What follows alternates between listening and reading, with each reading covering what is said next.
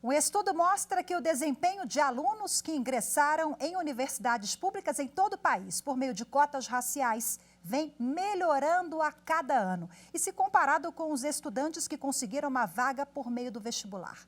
Bom, apesar do desempenho dos cotistas ainda ser considerado inferior ao dos demais alunos, a distância entre eles tem sido cada vez menor, principalmente ao término do curso. Yara estudava pedagogia na Universidade de Brasília quando soube, por meio de uma amiga, do sistema de cotas raciais. A partir daí, a estudante decidiu cursar jornalismo, que era um sonho, e foi aprovada pelo sistema. De família humilde, Yara sempre estudou em escolas públicas.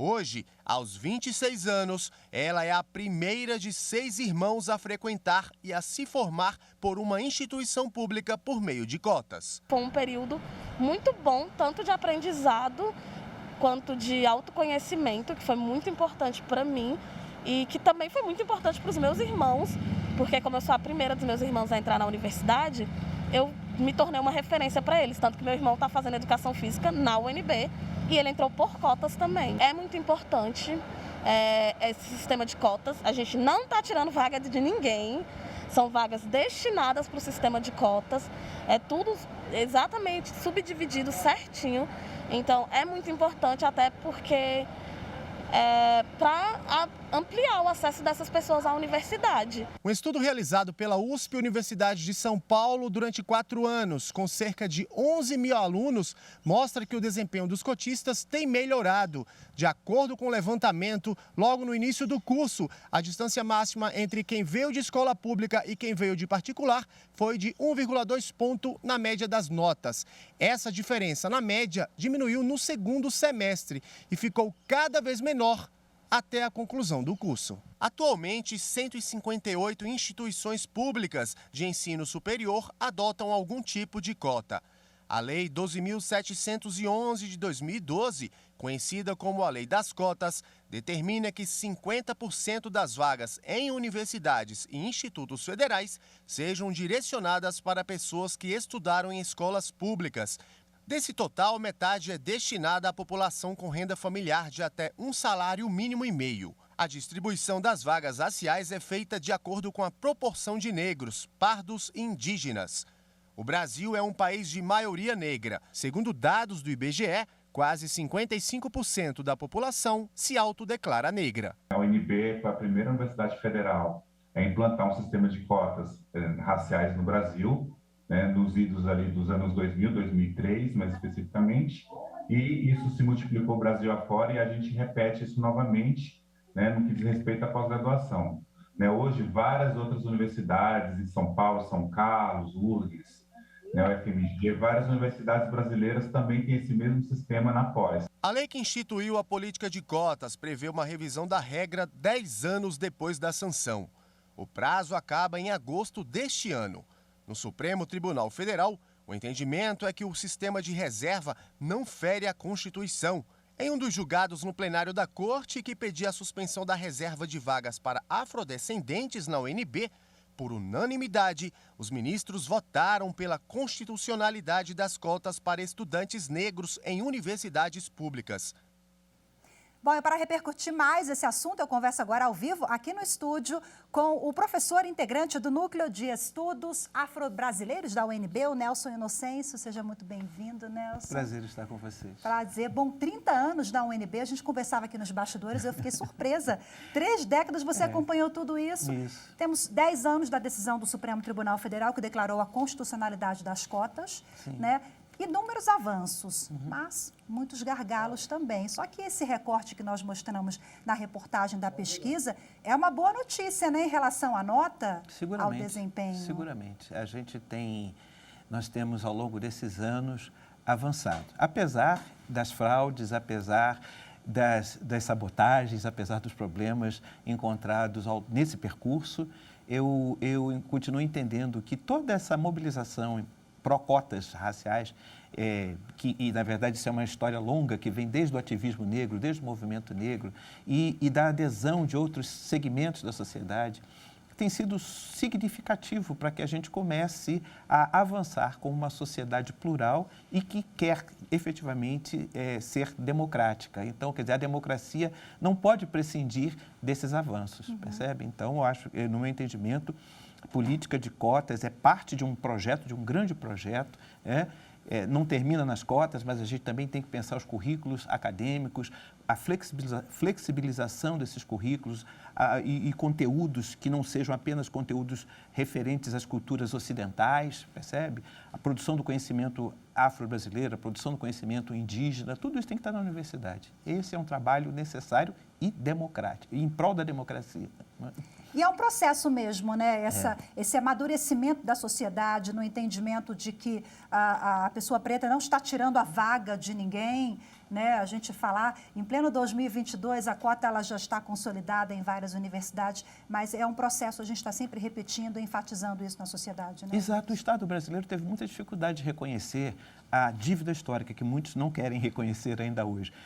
Mas é só fazermos uma digressão histórica para entender essa dificuldade do Estado brasileiro. E a abolição da escravatura não contemplou as demandas da população negra no sentido de que ela era uma população alforriada, mas sem direitos, sem direito à participação efetiva na sociedade brasileira, percebe? Mas o Estado brasileiro definiu políticas para imigrantes europeus já no século XVIII. Então, para a gente discutir cota, a gente tem que voltar ao século XVIII e entender o que foi esse trabalho, essa ação do Estado brasileiro, no sentido de atender segmentos específicos, como no caso os imigrantes europeus. Isso é fato. Nelson, queria que você explicasse para a gente a diferença, né, juridicamente, do princípio constitucional da isonomia formal e material e o que isso tem a ver com as cotas. Bom, muitas vezes discutem e divergem das cotas dizendo que isso é injusto porque não fere o princípio da igualdade. Agora, vamos entender o seguinte: se o país cresceu desigual, você não pode ter políticas de igualdade para tentar equilibrar as coisas, porque você não vai equilibrar nunca. Quem tem vantagens continuará tendo vantagens, quem tem desvantagens continuará. O fosso, a lacuna, o vão imenso que se abre entre segmentos que tiveram situações vantajosas vai continuar. Então, nós precisamos de pensar a equidade, não a igualdade, mas a equidade. Equidade é um conceito que é baseado na noção de que nós precisamos desenvolver políticas distintas para atender segmentos que, ao longo da história, foram desassistidos, estavam ou continuam em condições de vulnerabilidade social. Percebe? Então, a equidade é um conceito que antecede a igualdade. Antes de pensarmos em igualdade, nós temos que pensar em políticas da equidade, que é essa diferença, são essas políticas que tratam de forma diferentes aqueles que foram socialmente tratados como diferentes, entendeu? Então, isso é fundamental. Como é que você avalia as bancas de heteroidentificação? Absolutamente necessárias, absolutamente necessárias. Eu acho que a gente viu no VT aí o argumento sobre a Lei 12.711. Um dos grandes problemas é que a 12.711 ela é muda, ela silencia, ela não aborda a questão da heteroidentificação. Então, muita fraude aconteceu e continua acontecendo nos certames, nas seleções, onde você tem a autodeclaração como único critério para o acesso à universidade. É importante que as pessoas digam que elas são, isso é fundamental. A autodeclaração, eu digo que é necessária, mas ela não pode ser absoluta. Quer dizer, você tem, acompanhando a autodeclaração, você precisa ter as bancas de heteroidentificação. E quais são os outros elementos? Não, os outros elementos, na verdade, é o seguinte: no processo seletivo, você conferir se está havendo falsidade ideológica, se a pessoa não está honrando com a verdade, isso é o princípio fundamental. Depois, quer dizer, é muito importante que as pessoas entendam que a cota é para o acesso. Não existe tratamento diferenciado porque você entrou por cotas da universidade. A Universidade de Brasília, por exemplo, que é a universidade, conforme você falou, eu estou lá há 30 anos, primeiro como técnico administrativo, depois como docente, estou lá desde 92.